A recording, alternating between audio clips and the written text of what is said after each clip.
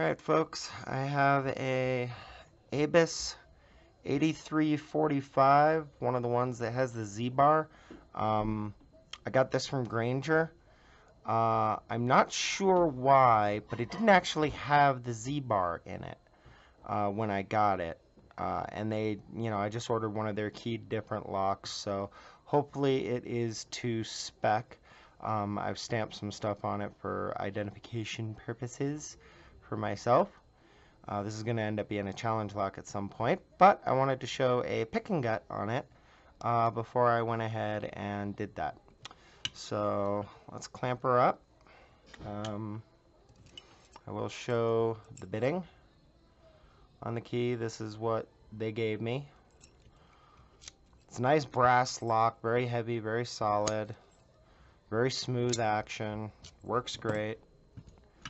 I like it. I will probably order more of them. So, I'm using a Peterson H1 in 18,000th, as well as a Peterson pry bar. I do not know which size this is. This, I believe, is the thinner of the two of them. I don't really need the thicker one, even though it does fit. I just end up grabbing this one. It's not one of the offset ones, though. I do kind of like those, but I don't need it for this lock. So I'm just going to make sure it's still locked up. And let's get to work on it. Now, with these Abuses, there's a lot of spool pins in them, often. And usually there's at least one gatekeeper pin. So I'm going to try and figure out which one's the gatekeeper. I'm pretty sure it's one. At least that's the way it's supposed to be. Now, one thing you can notice when the core is turning, if I put the pry bar in and start turning, I'm already under spring tension right here, and then there's a moment where the spring, where the pins meet the shear line. So this is one of those locks where you're always under spring tension. I'm going to go ahead and just go past that. I tend to do very heavy on this and then back off as I go to do things. This would not work with like an American or something like that without having to go in and just really mess with the pins a lot. So yeah, one is totally bound. Everybody else, a couple of the other ones are bound, but no, everybody else is free. So one's definitely the gatekeeper. Let's get him popped. And I tend to move very slowly. I don't try and force it or anything. Because I am under heavy tension. If I try and jam it too far, what's going to end up happening is I'm going to end up oversetting it. Okay. Let off some tension. Okay, I don't know if I got a false set or not, but my key pin is still loose. I don't know if you can see that in there. Probably not.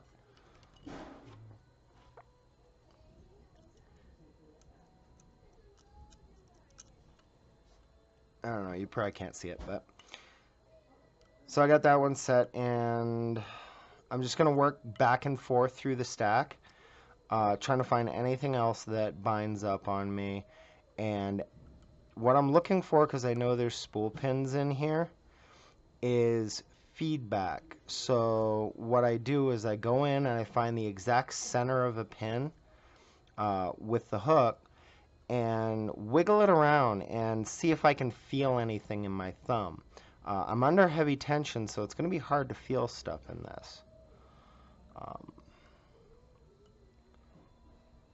Nothing on 2. 3s I haven't set yet. Yeah, I'm getting a little something there. So let's just move it up and try and get a click out of it. I'm not trying to lift these up to set them yet.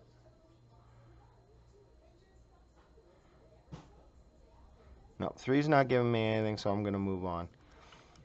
You'll find that as you work your way back and forth through the stack, they'll eventually give you more as you go. So, oh, there we go. There's one there.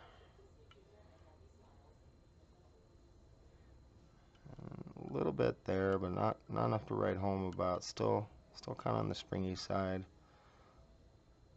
I think that's 3. Kind of lost track of where I was. 2. No, nothing on 2. Oh, wait. Sometimes you won't realize that you've got it because, you know, you work the pin back and forth and it'll be adding pressure. You won't realize it until you take your pin off of it that it was actually giving you any feedback. Nothing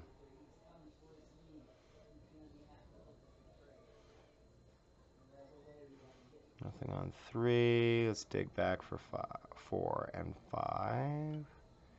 Okay, 4 is really low, so I'm pretty sure that's not set to anything right yet. So let me find the center of that. There we go. There's a little click, a little bit of core rotation, not very much. Not as much as I would have liked.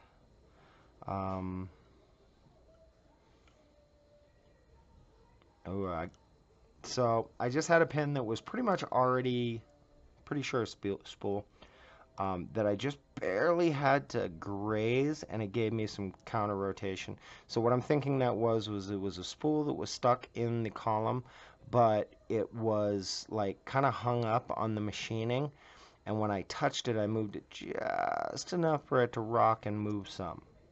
So that's probably one I'll have to go back to. Nothing back here.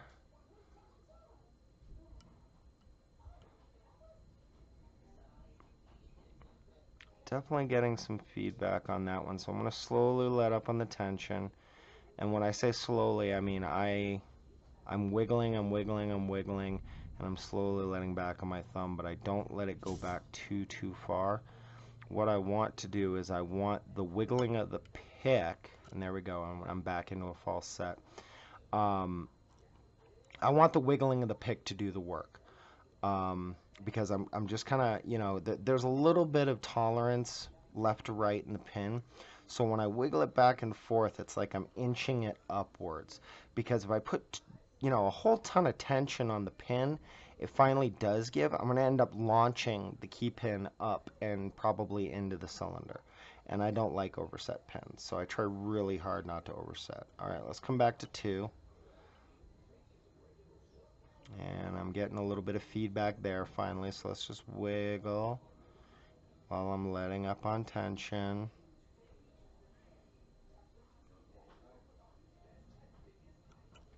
Sometimes you got to get better bite on the pin. Oh, there we go. I don't know if you saw that, but it just moved my thumb. So I'm back in my false set, and if I...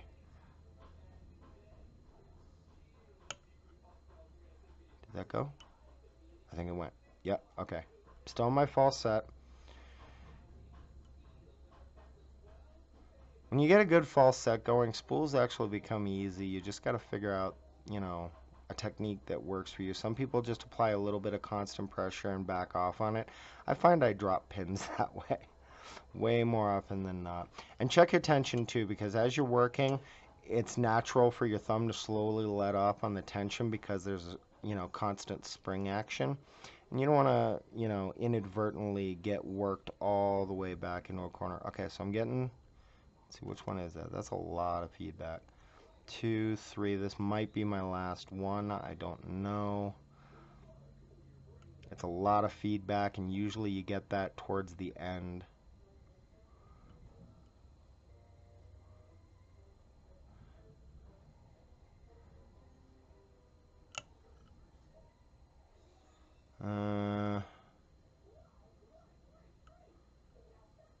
I lost most of my false set when that went up. Am I getting anything else? No. Okay. So, check the pin stack. See where we're at. I probably just forgot a pin. Okay, there's you. Nothing there, nothing there. I'm just feeling around for anything that gives you any kind of nudge in a direction. 2's giving me feedback again, so I probably lost part of 2. Back in my false set. Okay. This one's being difficult.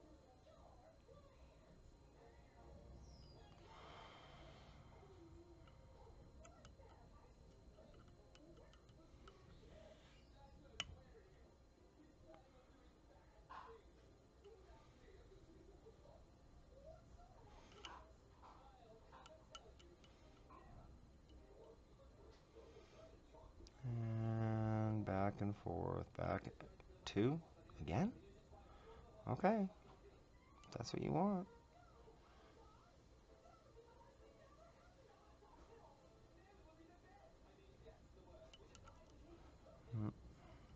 Somebody's hung up someplace. I don't think anybody's overset because I've still got a pretty deep false set. And usually if you've got a good false set going, you won't really have any key pins up in there unless they're like half sliced in half or something, or some kind of tricky pin or spooled key pin. Sounds like a pretty naughty thing to do to somebody. Okay, there we go. There's another click there. Finally figured it out. Now who's left? Anybody? Obviously it's somebody.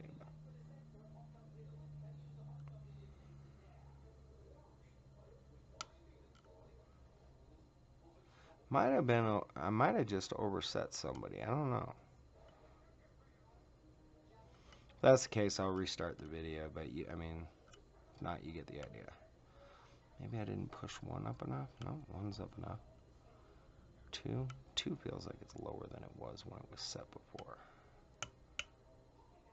Back into the false set. Cool. Alright. Yeah, we're just playing do-si-do at this point.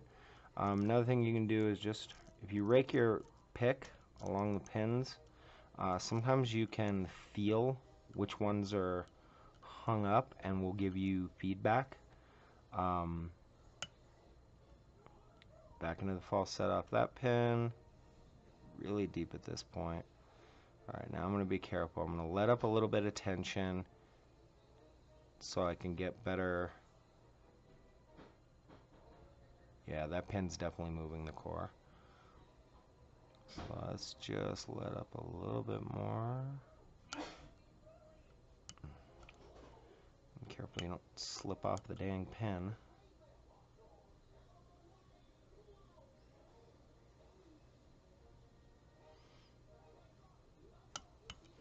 And there we go.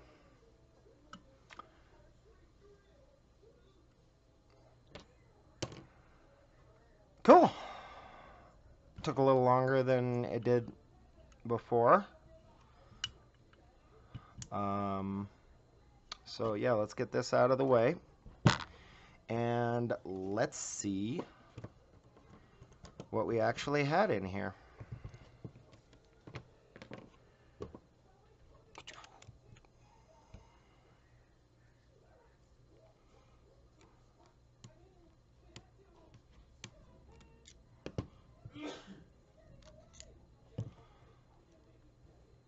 Very heavy duty body.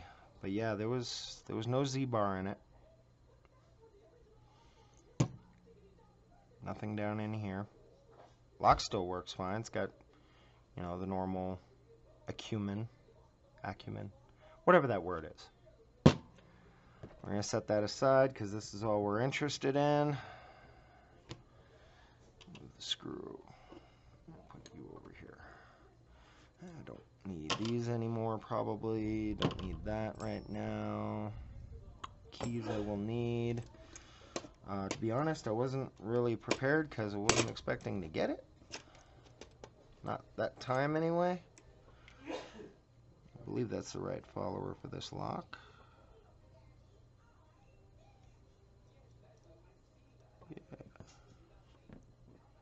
Yeah, alright.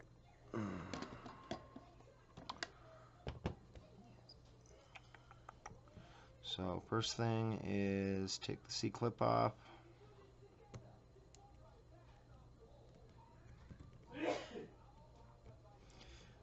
Which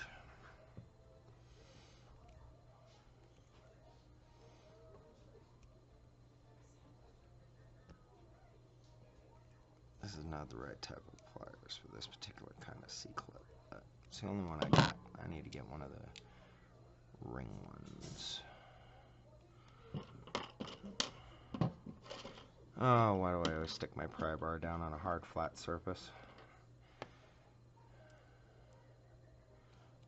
Alright. So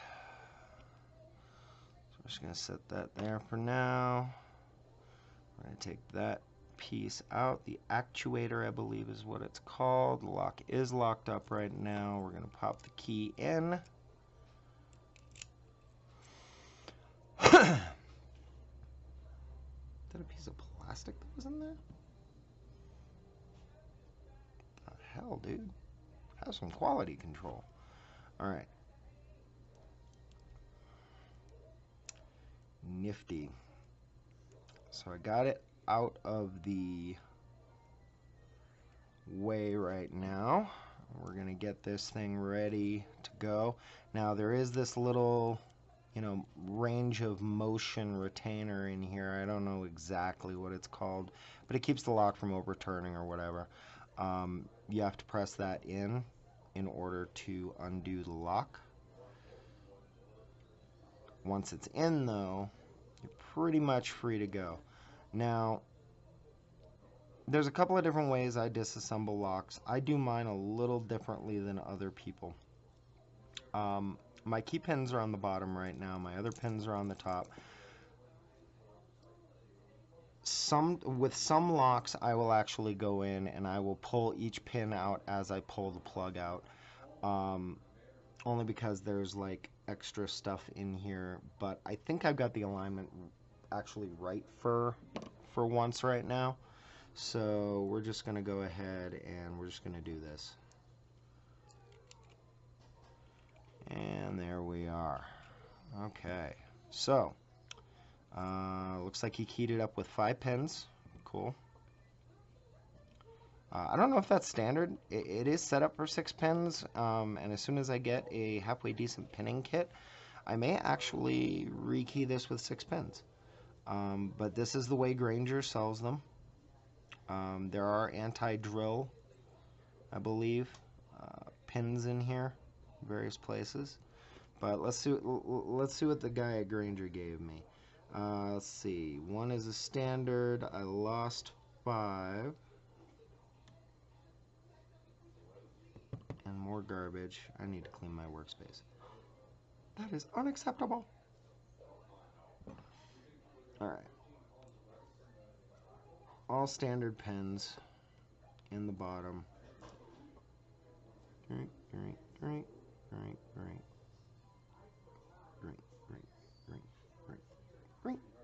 Perfect. Alright. So, yeah, that's the core. It's nothing really fancy about it otherwise. It's a pretty standard core. Alright, now let's see what goodies are in here. I know there are security pins. But what, I do not know. And we'll start from this side.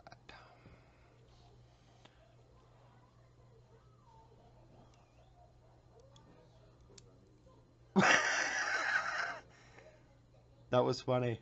Okay, so pin 1 is a little standard serrated pin. When it shot out, it actually shot out and stuck up here in this part. I'm going to bring this down so we can get a better view of that in case something cool like that happens again. And then we'll just see if... We'll see if anything cooler happens. I don't know. But spring, standard spring, looks like a steel. Yeah, steel. Can we do it again? Can we do it again? No. Okay. Pin 2. Das ist spool, yeah. Cool. Musical pins here. Let's get them on the tray right, Jamie. Spring. Another spring. Alright, cool. I'm going to keep trying to do that. That was cool. Just shot up and then the lock body caught it. Another spool. And I'm pretty sure the rest of these are spools based on what I was having to mess with. It's a pain in the butt lock, really. It is. The amount of tension that you need to use betrays what you would think, but it's mostly because the lock is under spring tension. And last pin, another spool. And another steel spring. Okay. So, there's no milling or anything inside of it. I mean, it's a straight up core. It looks like it's, you know, looking down inside of it, I can see a twinge of color. I'm pretty sure that this is plated brass or even plated copper. It's very heavy for something that would otherwise, I don't think, weigh as much. It says 83 series Z, less the Z bar. So there you go. I hope you enjoyed it, and yeah, have a good day.